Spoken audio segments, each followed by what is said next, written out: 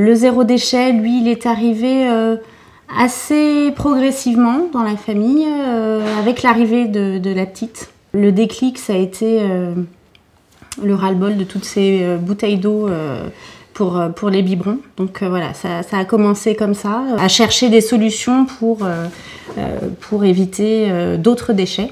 En fait, éviter que les déchets rentrent dans la maison, les emballages rentrent dans la maison. J'ai ouvert récemment une boutique justement zéro déchet, éco-responsable. Très récemment, puisqu'avant j'ai travaillé 16 ans pour une banque.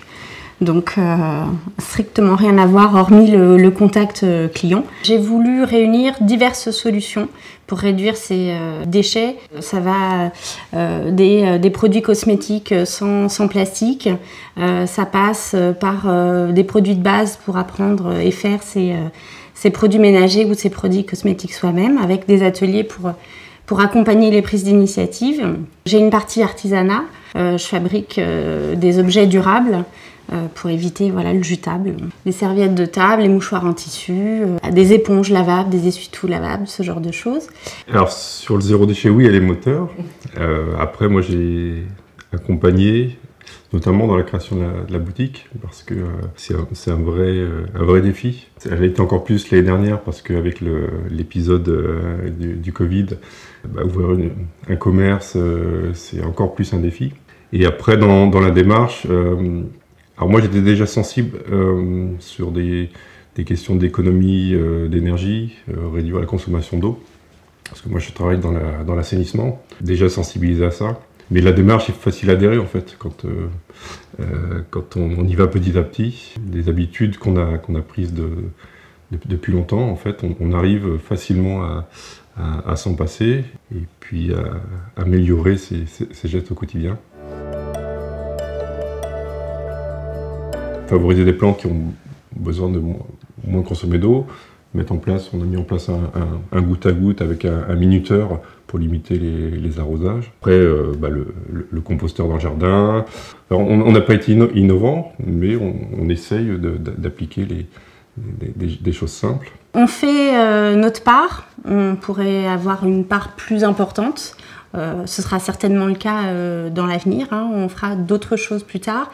Mais une part importante, c'est justement d'essayer de faire des émules, de montrer qu'à travers des gestes simples, on peut déjà faire avancer les choses. Ce que l'on partage dans la boutique, à travers cet échange, on essaye également de vouloir partager avec d'autres personnes, d'autres publics, notre expérience. Oui, montrer que c'est pas insurmontable, qu'il y a plusieurs étapes et puis chacun prendra en effet dans les différentes familles, il y a des choses qui plairont plus, qui sembleront moins insurmontables que d'autres. L'idée c'est de transmettre. Ouais. Est-ce qu'il y a des défis insurmontables? Oui, forcément. Nous, sur une échelle de 10, on est peut-être à 1 ou 2 dans ce défi-là. Alors, un où on est à peu près d'accord, ça a été sur les couches de notre fille. Tant mieux, notre fille est devenue propre. Du coup, on a relevé le défi grâce à elle. Mais oui, c'est quelque chose qui nous paraît compliqué. Et mais certains l'ont relevé. C'est pour ça que je dis, nous, on essaye d'apporter certaines choses. On est loin d'être parfait, bien au contraire. Quand on sort de notre zone de confort, c'est le risque qu'on abandonne. La lessive, ça fait, je sais pas, peut-être 2 ans qu'on n'a pas racheté de bidon de lessive. Donc uniquement avec du savon de Marseille, du bicarbonate, c'est tout. Dans des bouteilles de jus d'orange en verre qu'on a récupérées, voilà. On fait un peu marche arrière pour essayer d'effacer la catastrophe des années 80-90, quoi. Je pense que c'est une prise de conscience, je pense que c'est aussi l'actualité, la crainte pour notre planète, et le réchauffement climatique, tout ça, tout ça a fait un petit peu son chemin. Notre panier moyen n'a pas augmenté, et pourtant on fait nos courses au marché, on fait nos courses en vrac. On n'achète pas forcément bio, mais on essaye d'acheter des choses d'une agriculture raisonnée. En tous les cas, on essaye de favoriser le local au maximum.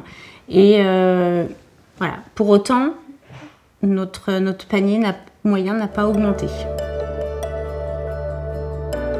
Le grand, il a accepté ce changement de mode de vie assez naturellement parce qu'on y est allé par étapes en fait. Ce qui me sensibilise, c'est un peu tout, c'est aider ma mère et faire un pas pour la planète aussi. On voit à la télé qu'il y a tout le temps des problèmes climatiques et si ça pouvait changer, ouais, faut changer.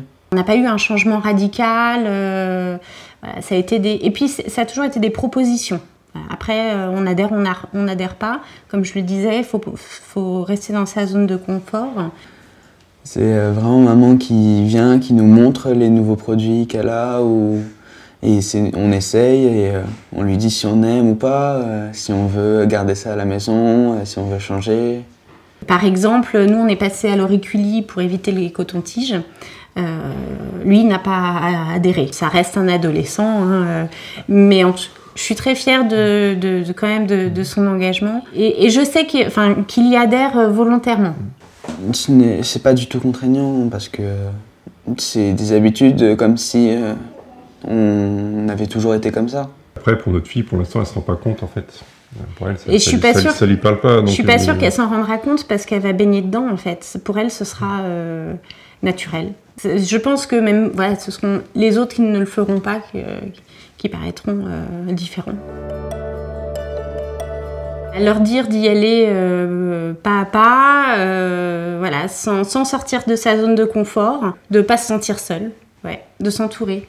Il ne faut pas le considérer comme une contrainte. Ouais. Faut le faire pour soi, pour les autres aussi, pour la planète. mais pas le faire en se disant que c'est une punition.